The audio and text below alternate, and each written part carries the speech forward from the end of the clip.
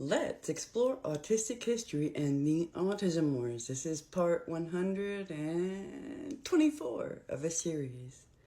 Woo, we have covered a lot of history in the Autism Wars, all the way back from the 60s and 70s, and that first clash between Bernard Rimland, Ivar Lovaas' parents, versus Bruno Bettelheim, who had popularized Leo Kanner's theory of the refrigerator mother's theory, which was hugely terrible and wrong, and it destroyed families, and it really created a lot of stigma. So these parents rose up with Bernard Rimland and Ivar Lovaas, and Bernard Rimland and Ivar Lovaas promised so much hope. They were so much hope for these parents, for their kids to have a better life going forward, that they could make positive change. And they did. They did in this one aspect. But after this is where everything is just like, oh no, here we go again. But this time there are parent-founded autism organizations in the 90s just launching all over the place. And each of these organizations is revolving around a certain belief system in regards to the cause, cure, and treatment options for autism, and they're vastly different from each other. Now, with Bettelheim, that was, I believe they called psychoanalysis, boop, that went out the window, and the refrigerator mother's theory was debunked, or it just faded away because there was all this other information coming out from these autism organizations that started changing the narrative and the dialogue around autism. Now, in the 90s, we have an incredible amount of money starting to be looked at through legislation and National Institutes of Health to start looking at this epidemic that they invented. But it gets attention when you say it that way, to get money to put towards research, the research that they want. And the research that they want is different for each autism organization. Now, some of these autism organizations do have like ideas, and so they group up.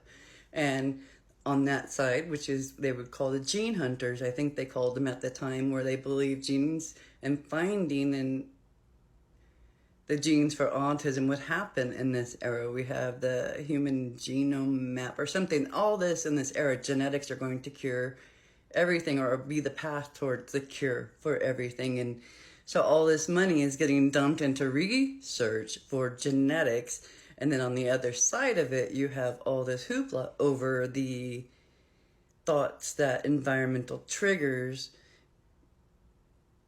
are causing this new kind of autism, not the classic autism that you inherit genetically. And this new kind of autism is what's exploding everywhere and needs all the attention and all the money and all of that. So the two sides now are at clashing because they're so different about their ideas about the cause and the cure for autism, and they're at war over the money that they want to go into their area for researching the cause and cure. It is political, it is about money, it's about power, it's about all these things.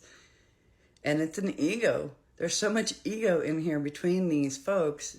The egos are so big, it's astounding to me, but the ego that them being right, I think for some of them at the end was just a sheer drive, and I don't know if they understood that or not, but reading Rimland, he was just so full of himself, it feels like, in his writing.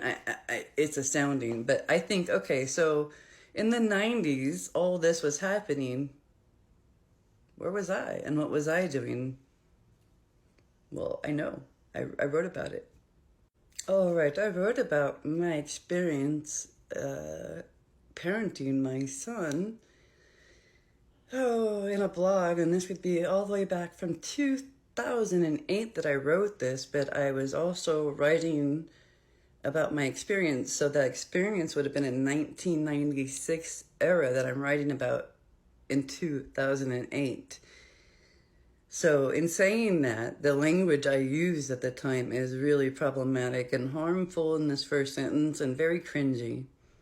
But I'm going to share it just so you know that when we know better, we do better. But also it gives a capture of what autism was feeling like at the time. And just, I don't know. Anyhow, I'm just going to read it. It's, yeah. So I titled it All Gone, and then again, this was written in about '08, about an incident that happened in 1996 with my then 2 or 3-year-old son, my oldest. So I'm going to start from there. Autism entered our lives with a scream and a bang. Yeah, super cringe, right? When we know better, we do better. So here's the rest of it. The noise, drama, and haunting words of all gone added to ignorance covered up the fact, but it was autism all the same. Jared and I had returned to the rental house we moved out of the week before so I could do a final scrub and mop. He wandered around freely as I worked. As I bleached the kitchen sink, I heard him slam a cupboard shut in the bathroom. Well, you wouldn't slam it open, right? Do you have to use the restroom? Jared was able to go on his own, but still needed help at that time on occasion. He didn't answer, but slammed the cupboard door again. Jared, if you're not going to go to potty, you need to stay out of the bathroom. He didn't respond. Instead, I heard a drawer rattle open and then bang shut. Immediately after, the cupboard door was slammed again, and I yelled, Jared, stop that, please. I dried off my hands and walked down the hall to retrieve him. Halfway there, a cacophony of rattle, slam, bang, and all gone assaulted me. The tone and frequency didn't sound like a toddler sneaking in more fun before Mom scooped him up. I trotted the last few steps to the bathroom, and there was my son. He was in a frenzy, and his face was contorted as he screamed and slammed. I was stunned. What in the hell was going on with my baby boy? I picked him up and tried to calm him down. That only made things worse.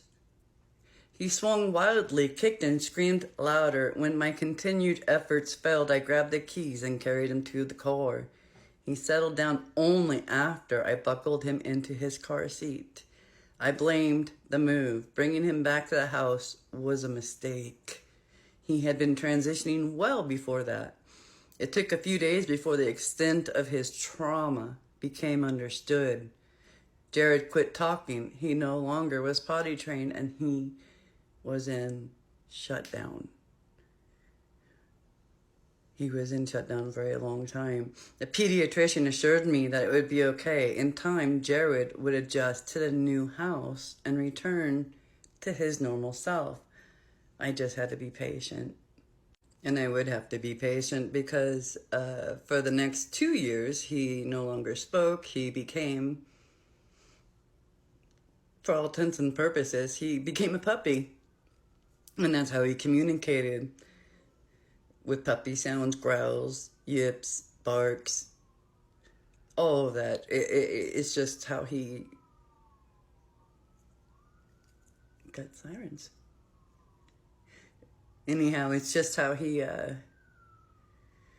coped with it, I suppose. He didn't speak again until school time. But yeah, so that's what I was doing in the 90s without ever understanding the word autism. I would have understood, like the guy Rain Man, but I wouldn't have known the actual word autism at that time, and I had no understanding how Rain Man and his characteristics applied to myself and my children at that time, or only had one child at that time, but anyhow, what a confusing era. So I just didn't have a clue yet, not until later in the 2000s would I, all right, well, thank you for joining me and talking about autistic history. We're going to pick up soon with legislation in the next video.